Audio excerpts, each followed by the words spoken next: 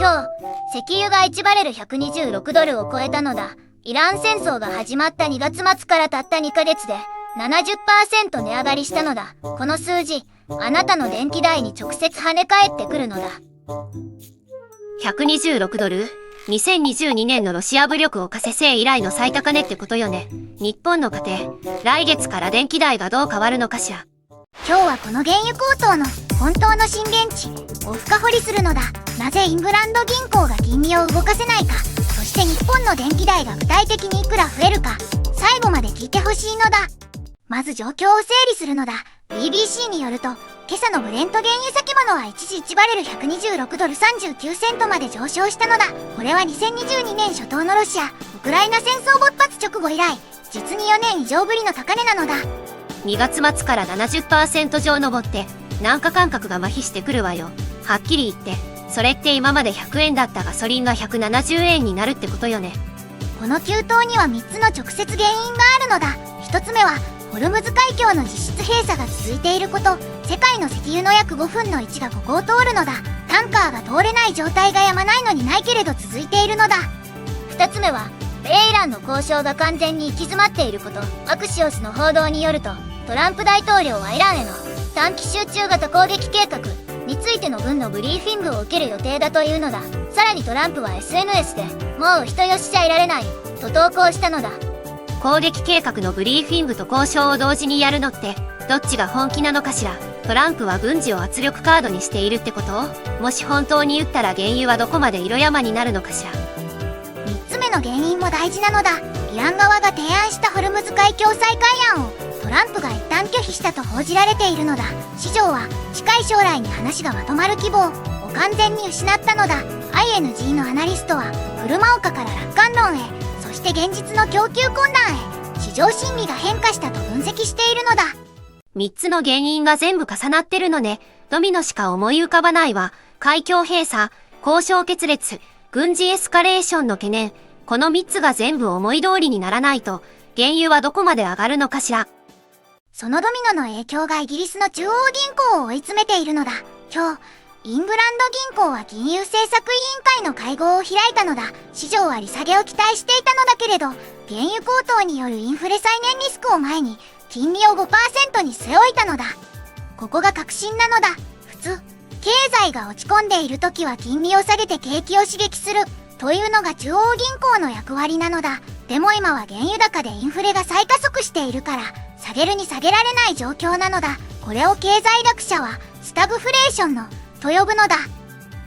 スタグフレーション。物価が上がるのに景気も悪いっていう最悪の組み合わせよね。景気を良くしようとすると物価がさらに上がって、インフレを止めようとすると景気が悪化する。イングランド銀行は完全に板挟みになってるんじゃない？全く同じことが実は1973年にも起きたのだ。第一次オイルショックの時、OPEC 諸国が石油禁輸を決定して原油が4倍に跳ね上がったのだ。その結果、欧米諸国は軒並みスタグフレーションに突入して、景気低迷と物価高が10年近く続いたのだ。BBC は今回を1970年代以来の最悪のエネルギー危機シナリオと位置づけているのだ。一方、ドイツのハンデルスブラッドは少し違う角度で報じているのだ。原油高が世界的な景気後退への恐怖を増幅させていて、債券市場でリスクプレミアムが急上昇していると伝えているのだ。つまり BBC はエネルギー危機を前面に、ハンデルスブラッドは金融市場への波及を強調する。同じ事実でも報道の角度が違うのだ。ここにリスクの全体像があるのだ。 BBC とハンデルスブラッドで切り取り方が違うのは面白いね。どっちが本質を掴んでるかしら。ズンダモンはどっちの分析が実態に近いと思う？僕の見立てを言うのだ。今回はエネルギー危機が金融市場を揺さぶっているという順番なのだ。根本はホルムズ海峡の物理的な閉鎖という現実の問題で、それが金融に波及しているのだ。だから金融政策だけで対処しようとしても、和平交渉か代替ルートの開拓がない限り、金利政策は常に後手に回るのだ。ホルムズが再開するまではこの状況が続くのだ。ここまでをひとまとめにするのだ。原油126ドルの背景には、ホルムズ封鎖、米イラン交渉決裂、軍事エスカレーション懸念の三重層があること、そしてイングランド銀行が金利を動かせないのはスタグフレーションのにはまったからなのだ。ここから日本への直撃に話を移すのだ。では日本への影響を試算するのだ。日本は石油輸入量の約 90% を中東に依存しているのだ。原油1バレルが100ドルから126ドルに上がると、円安、今は155円台を加味すると、電力会社の燃料コストは単純計算で約 26% 増加するのだ。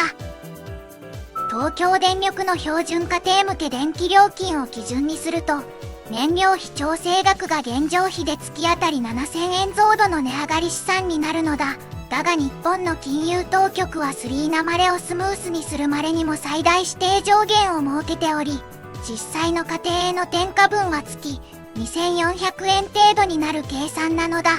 年間に換算すると2万8800円の追加負担なのだ。月2400円、年2万8800円って子供の対面式、教室消えるろうはよ。しかも電気代だけじゃなくて、輸送コストも上がるから食品や日用品もじわじわ値上がりするわよね。コスト転嫁の連鎖の終わりが見えないんじゃない？そしてこれはフォルクスワーゲンの決算にも如実に現れているのだ。CNBC によると、フォルクスワーゲンの第一四半期の営業利益は前年比 14.3% 減の25億ユーロ、アナリスト予想の40億ユーロを大きく下回ったのだ。CEO のブルーネ氏は、イラン戦争がポルシェとアウディの販売を直撃していると明言したのだ。フォルクスワーゲンが大下げしたってことは、欧州全体の製造業が失速してるってことよわ。すると日本から欧州への輸出も落ちて、製造業の株価が下がり、NISA で積み立てた分も受けるわよね。エネルギーコストの高騰が投資元本にも影響するなんて、ちょっと耐えられないわ。さらに ING の商品アナリスト分析によると、原油高騰はすでに世界全体で日量160万バレルの需要を破壊しているのだ。だが需要破壊のスピードが供給破壊に全く追いついていないというのだ。これは、ルノに燃料が増え続けているものの最悪の状況なのだ。価格はまだ上がる余地があるのだ。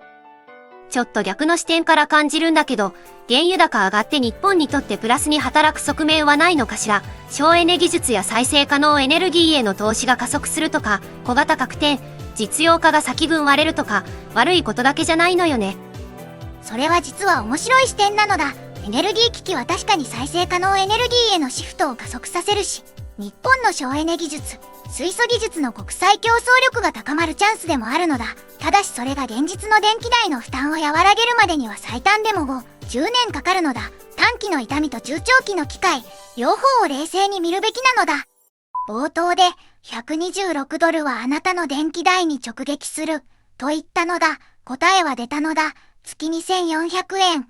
年間28,800円の増加試算なのだ。そしてこれはあくまで今の水準が続いた場合の標定試算なのだ。クプラーのアナリストが言った通り、125ドル先ほどで政治家も経済界も本気で脱出口を探し始めるはずのラインは、すでに超えてしまったのだ。ここで今後3ヶ月のシナリオを整理するのだ。シナリオ A は、和平成立、ホルムズが再開し、原油が90ドル台まで下落、電気代増は月600、800円程度に落ち着く。シナリオ B は、長期封鎖継続、原油が150ドルに達し、日本の電気代は月4000、5000円増、景気後退リスクが一気に高まるのだ。125ドル超えで世界が本気で焦り始めるなら、どこかで外交的な割れ目が出てくるのかもしれないわ。経済的ダメージが限界を超えた時、どこかが煩い思いに動くんじゃないかしら。ずんだもんはどっちのシナリオが現実的だと思う？僕の正直な見立てを言うのだ。1973年のオイルショックとの最大の違いは、今回は物理的な海峡封鎖が起きていることなのだ。海峡を再開するには政治的決断しかない。125ドルを超えた今、ビジネスも政治家も本気で脱出口を探し始めるはずなのだ。タイムリミットは早ければ2、3ヶ月。でも間違えれば1970年代のスタグフレを再現することになるのだ。あなたはシナリオ A と B、どちらになると思う？コメント欄で教えてほしいのだ。明日はイラン交渉の最新動向と日本政府のエネルギー備蓄の実態を深掘りするのだ。チャンネル登録と高評価で待っていてほしいのだ。また明日なのだ。